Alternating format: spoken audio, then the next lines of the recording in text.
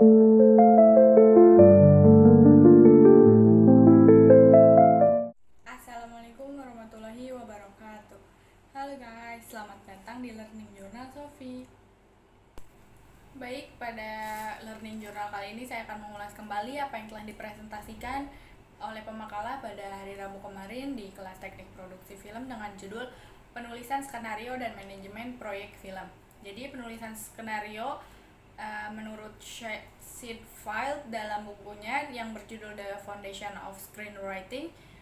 Jadi skenario adalah sebuah cerita yang diceritakan dengan gambar dalam dialog dan deskripsi dan ditempatkan dalam konteks struktur dan dramatis. Skenario adalah kata benda. Ini tentang seseorang atau orang-orang di suatu tempat atau tempat melakukan pekerjaannya atau hal mereka. Jadi dapat disimpulkan bahwa skenario itu adalah sebuah naskah cerita yang menguraikan urutan-urutan adegan, tempat, keadaan, dan dialog yang disusun dalam konteks struktur dramatis. Seorang penulis skenario dituntut untuk mampu menerjemahkan setiap kalimat dalam naskah menjadi sebuah gambaran imajinasi visual yang dibatasi oleh format pandang layar bioskop atau televisi.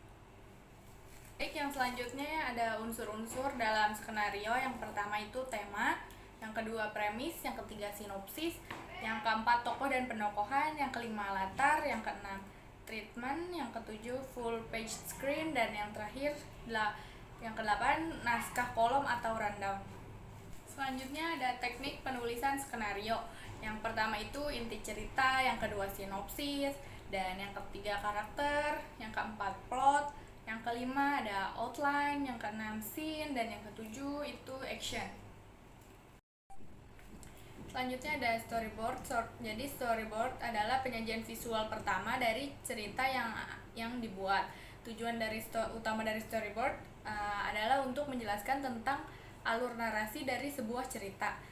Jadi setiap pembuatan film mempunyai cara dan inovasi tersendiri untuk mengutarakan ceritanya. Di dalam dunia animasi dan film, storyboard berperan sebagai panduan bagi orang-orang yang terlibat di dalamnya, mulai dari sutradara, penulis cerita, lighting, kameramen, dan lain sebagainya. Selanjutnya ada breakdown budget. Jadi breakdown budget itu langkah krusial dalam praproduksi film yang bertujuan untuk menganalisis dan mengalokasikan dana secara rinci dan sesuai dengan kebutuhan setiap tahap produksi.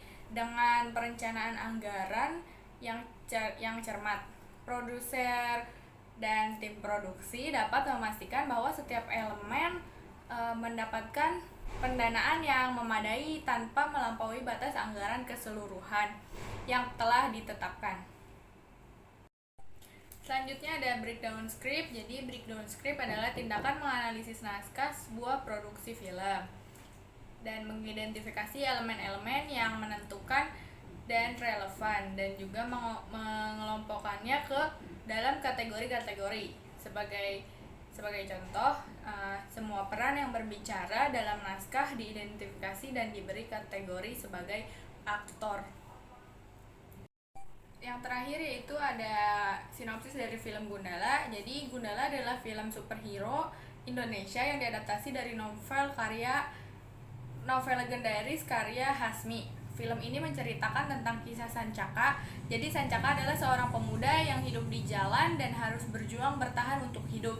Ketika kota semakin kacau dan ketidakadilan merajalela, Sancaka ini menemukan kekuatan super di dalam dirinya. Dengan kekuatan petir yang dimilikinya, sehingga ia menjadi seorang yang disebut Gundala. Nah, Gundala itu pahlawan yang bertekad membela kebenaran dan melawan kejahatan. Kesimpulan dari film Gundala ini, jadi film Gundala berhasil menghadirkan sosok pahlawan lokal Indonesia dengan kekuatan dan karakter yang kuat, dengan latar belakang yang penuh luka, masa kecil dan tumbuh di lingkungan yang keras. Sancaka bertransformasi menjadi Gundala, pahlawan yang berjuang melawan ketidakadilan dan kejahatan yang mengancam masyarakat. Jadi film Gundala ini tidak hanya menawarkan aksi yang memukau, tetapi juga menyelipkan pesan mendalam tentang keberanian, keteguhan, dan pentingnya pengambilan tanggung jawab sosial.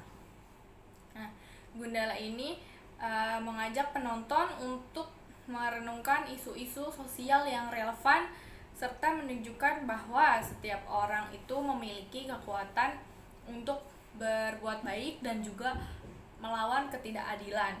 Nah, sehingga menjadikan film ini itu lebih dari sekedar hiburan.